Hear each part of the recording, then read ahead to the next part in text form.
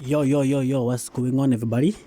This is Bugs Arrhenius from Bugs Attacks Tech Made Simple.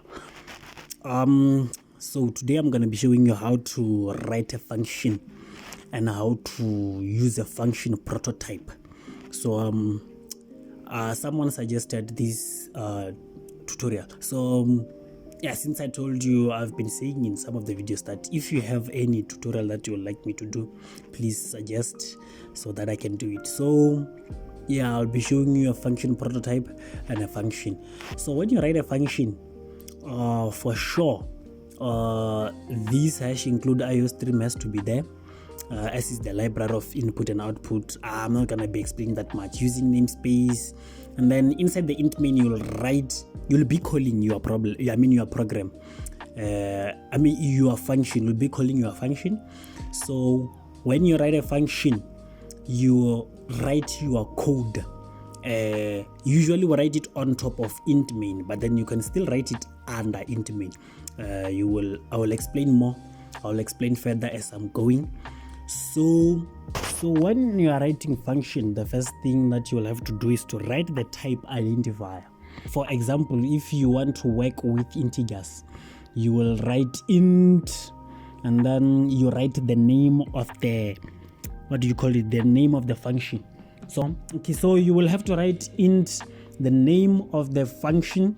It's the type identifier, which is int, and then the name of the function, and then inside the parentheses you open and close parentheses. Inside those parentheses you write your parameters. Parameters are variables that you will have to use inside that function.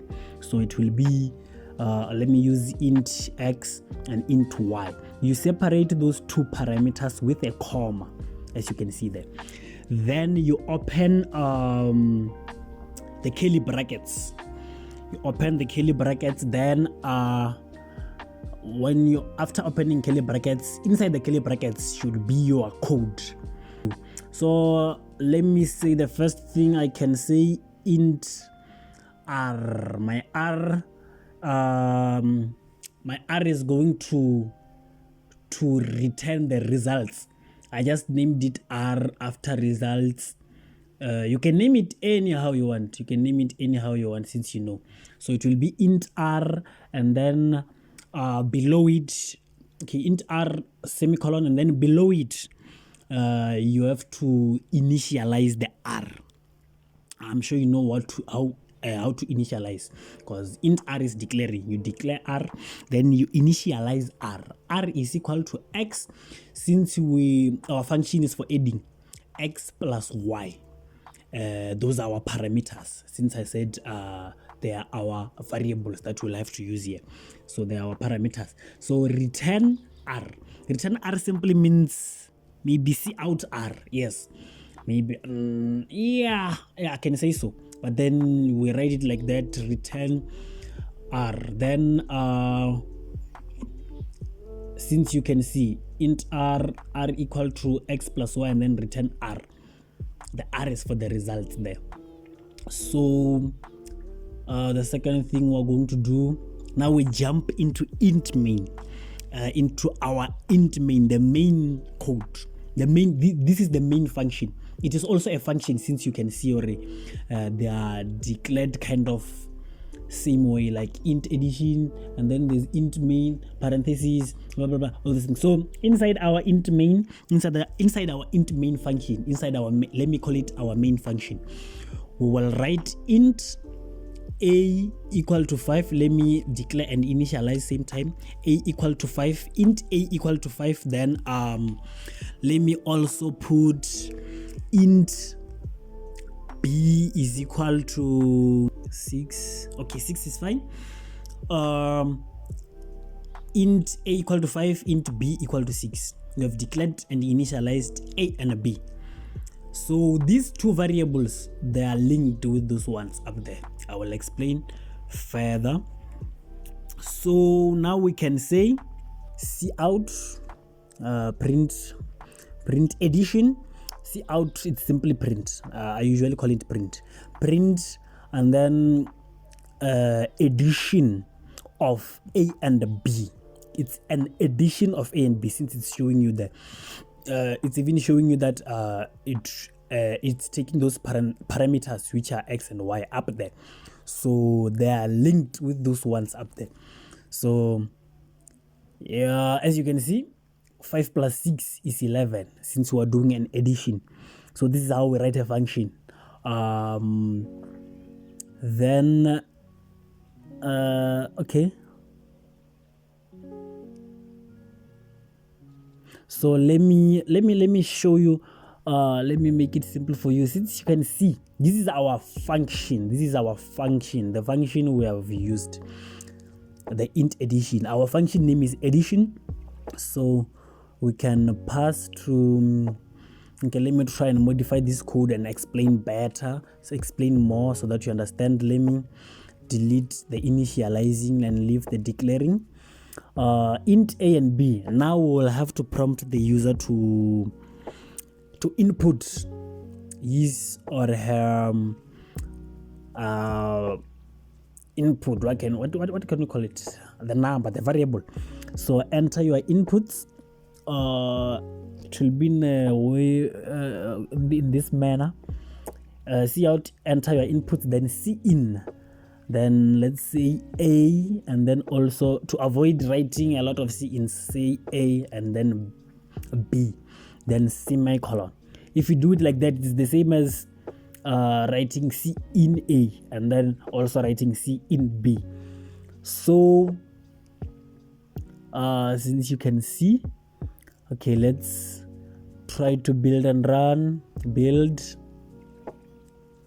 Run. Okay, enter your inputs. Inputs is 5 and also 7. 5 plus 7 is 12. You know that. You can take a calculator and prove if you have to. Okay, so let's go forward. Let me see end line there, and then let me also, okay, this is it's fine here. So okay, if I put end line there, it's gonna show a little bit different in the output. At least it will look good. Enter your inputs. As you can see, it took it down there. 5 plus 3, which is 8. There you go. Okay, let me take out the prompting of the user, and then you can also put your variables inside of the calling. This is how you call. Oh, I forgot to tell you, see out addition, it's calling the function. Since you can see 5 plus 6 is 11. It's an addition of 5 and 6. Addition, it will go to the addition function, and then okay, in the addition function you'll have to say r equal to x plus y, and then return the r. What we can do now, let me show you how to do a function prototype. You can cut and then paste the code under your int main function. So if you do it like this and just paste it there, it's gonna give you an error. Addition was not declared in the scope, so you will have to copy the int addition with its parentheses, exactly like that, with its parentheses only, like that, and then put a semicolon. That's how we do a function prototype. It's very easy. As long as you know how to write a function prototype is nothing. So you can see now it's no longer giving us an error, but then we took our function under the main function. And then we took the name of the function with its type identifier and its parameters and put it on top of int main. Since C++ compiles in an orderly manner, it starts up there going down. So if the function is below and then there's no function prototype up there, it's gonna give you an error, a huge one. So let me try to put another function. Let's say float division, and then in parentheses we'll say float let's say k, separate the parameters by comma, then float why is there, let me say t, then open the curly brackets. It's where you write your code. Let's declare our results. Let's say results. So as you can see, int res, and then semicolon, we have declared our results. Then results, let's initialize it. Oh, I made a mistake there. let me put float, since I'm dealing with floats. Float res, and then res is equal to, the reason I'm doing some mistake here, I'm doing them deliberately so that you can understand. So res is equal to k divided by t. K divided by t, then return res, which is the result. So let me also go to the int main and then call the function of division. We are calling the function of division. This is how we call it, cout division. What can I say? Let me say, okay, we'll have to change a lot of things. Let me say a and b, a comma b. Then also in division we put a and b. So what you can do again is to prompt the user to input their own variables, or let me say their own values. I've been looking for this word, values. Input, let me just say cout input, and then endline in a, then b, since I explained last time why I'm doing it like that. Now let's build. No error, then let's run. Input, my input is 5. Okay, there's a mistake somewhere. Okay, let me see. I will have to specify which results are for which so that you understand. Let me say here, let it just be r equal to.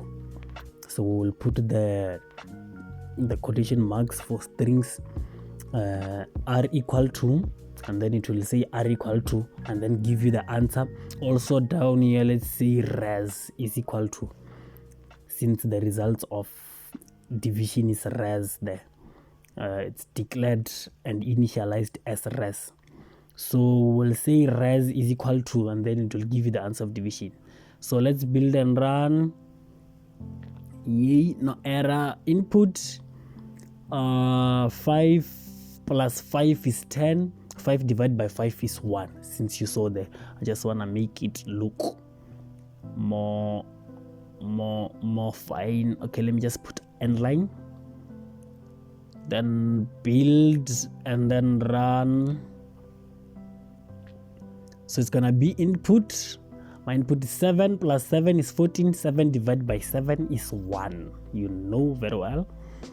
So yeah, there you can see r equal to 14, res equal to 1. Since res is for division and r is for addition. So let's build and run again. Input, let's say 5.5. Oh, okay, there's a mistake somewhere. What's my mistake? Where's my mistake? Since I told you some mistakes, I'm doing them deliberately, but then this one is not deliberate. Okay, just a misunderstanding of mine. Okay, let's declare our variables in the main function as float. Then run, build and run. 5 plus 5 is 10. Okay, let me not repeat this. Let's say 5.5 plus 5. Okay, plus 5.5. It's gonna give you 10. Okay, and then 1. Since 5.5 plus 5.5 is gonna give you 10 because it's declared as integer. But then this one of res, 5.5 divided by 5.5 is still 1 also. So let's run again and let me show you the difference. 5.5 plus divided by 5.1, since you can see it's 10 because it's in integer, then result is 1.0 something because it's a float. Float will give you decimal. So there you go. And then also let me show you how to do a function prototype of 2 functions. Let's cut, and then you go paste it under your main function. And then now what you can do is to copy the names, and you copy the identifier name and also parentheses and parameters of your function and then paste them on top of main function. Also go for the other one, copy, then you copy it, go paste it. Don't copy the curly brackets, only take it that way, and then don't leave the semicolon. Do not forget the semicolon because it will give you an error usually. So build and run. Now you can see 5.5, 5.6 is, you can see it gave me an answer. 5.5 divided by 5.6, 0 point something. 5.5 plus 5.6. The reason it's giving 10 is because they are declared as integers up there. It's integers. So that's it. That's how you do a function prototype, my people. You simply copy the name, type identifier and parentheses, and everything is under the parentheses, and then put a semicolon. Thank you for tuning in, everyone. Let's meet next time on my next lesson. Please subscribe, like, comment for more, and also don't forget to suggest tutorials for me to do, since this one was suggested by someone. Thank you very much to the person who suggested this. Thank you.